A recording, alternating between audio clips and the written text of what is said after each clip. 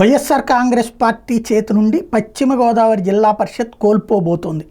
ఏదైతే వైసీపీకి సంబంధించి అక్కడ జిల్లా పరిషత్ ఏదైతే తెలుగుదేశం వశం కాబోతుంది. వైసీపీకి చెందిన జడ్పీ చైర్పర్సన్ గంటా పద్మశ్రీ ఆ పార్టీకి రాజీనామా చేసి టీడీపీలో చేరాలని నిర్ణయించారు.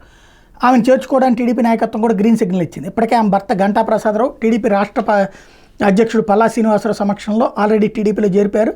జిల్లాలో పరిషత్ మొత్తం సభ్యుల సంఖ్య 48, వైసీపీకి ఏకంగా 46 మంది ఉన్నారు. టీడీపీ జనసేనలకు చెరో సభ్యుడు ఉన్నారు. చైర్పర్సన్ నేరుగా టీడీపీలో చేరాలని నిర్ణయించడంతో పరిషత్ పీఠం తమదేనని టీడీపీ అంటోంది.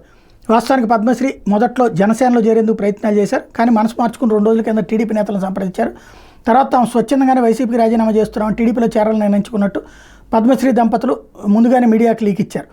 ప్రసాదరావు వైసీపీకి రాజీనామా చేసి శనివారం రాత్రి టీడీపీ తీర్థం పుచ్చుకుంటే త్వరలోనే పద్మశ్రీ టీడీపీ జెండా కప్పుకోవడానికి సిద్ధంగా ఉన్నారు. మాజీ ఉప ముఖ్యమంత్రి ఆళ్ల నానితో పాటు ఏలూరుకు చెందిన వైసీపీ ముఖ్య నేతలంతా బై చెప్పేయడంతో వైసీపీ ఏలూరులో ఆ పార్టీ ఖాళీ అయిపోతుంది. ఏలూరు మేయర్తో పాటు పలువురు కార్పొరేట్లు కొద్ది రోజుల కిందనే వైసీపీ రాజీనామా చేసి టీడీపీలో చేరారు.